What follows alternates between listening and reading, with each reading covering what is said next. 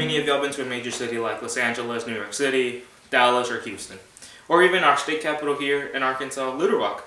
As you drive around or walk around during the city, you see all these trash on the sidewalks and the ditches, or in many places, and a lot of that trash or litter, called litter, it's mostly plastic, as plastic is a prominent way of packaging food and packaging just about anything. All of plastic waste are potentially harmful for us and humans.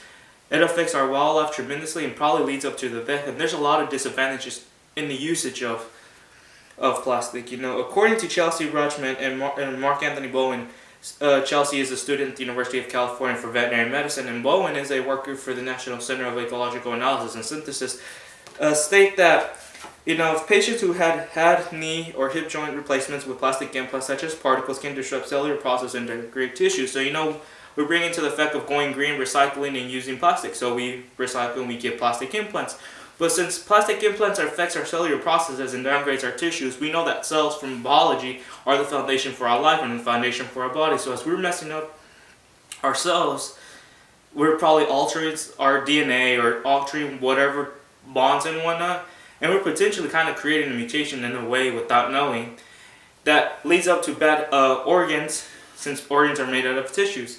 So this rise up a huge concerning issue over health issues that could potentially come out that could be fatal for the usage of plastic. We all have seen that plastic is left there in a huge amounts, but do you know how much it costs for the United States to pick up all that waste? According to Rutschman, the United States alone is worth $1 trillion, so it employs 1.1 million people, and yet dealing with plastic waste is hardly costly in removing litter, as most of it is plastic. And just in the West Coast alone, it takes about $520 million to pick up a lot of the trash.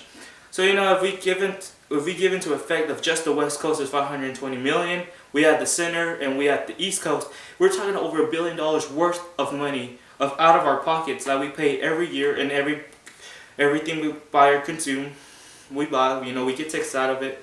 And it's the amount to pick up trash. But according to Rutschman and Bowen, the Secretary of Convention and Biological Diversity in Montreal, Canada, have reported that it's practically difficult to recycle or to pick up the trash. So we spend all over that $1 trillion of money, trying to pick up all the trash, all the plastic, and try to recycle it or put it into landfills.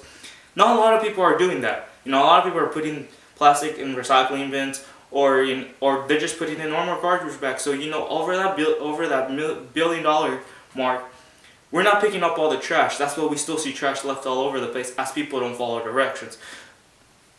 And according to Malala Schaefer, the writer for Game Times, ordinary plastic bags take more than 40 years to dissolve back into the soil and can release dangerous chemicals into the soil when they break down. We all know that a lot of our fruits and vegetables come from are agriculturally done, so they come from soil, and they are planted in soil. So if we mess up our soil by putting plastic bags, and since plastic bags are fairly new in history, we do not know how they decompose, whether it could be toxically or not, but potentially toxically, because we're using plastic and they're made out of pretty toxic, materials, chemicals, and we can potentially kill that fertile part of the soil, which we could lead up to decreased amounts of fruit, veggies, and anything that we eat, on all the things that we eat that are agriculturally provided. Not only does it affect our pockets, it affects potentially affects what we eat, and then affects our health issues, but it affects our wildlife. Russian Bowen, also state that, pesticides and organic pollutants such as polypeptides are found in plastic waste at comfort concentrations 100 times in sediments and 1,000,000 times and occurring in water. So that particular bond and the plastic configuration and its molecules, it has high concentration on ground as it is in water, but water being 2 times as stronger.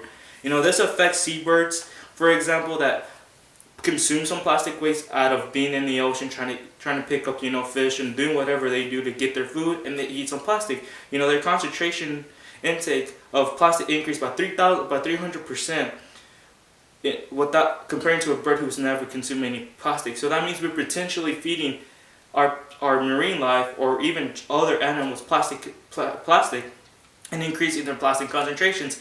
As we stated and as I stated earlier, plastic could affect our cellular processes or our tissues. So we're practically sometimes killing ourselves from the inside without knowing by eating, a good piece of shrimp or a good piece of fish, and we're consuming all that plastic, which can potentially hurt our cell reproduction, and then it hurts the wildlife as well. And we've seen all those animals on the pictures on the news that get strangled by all the plastic by a lot of the plastic that's left out.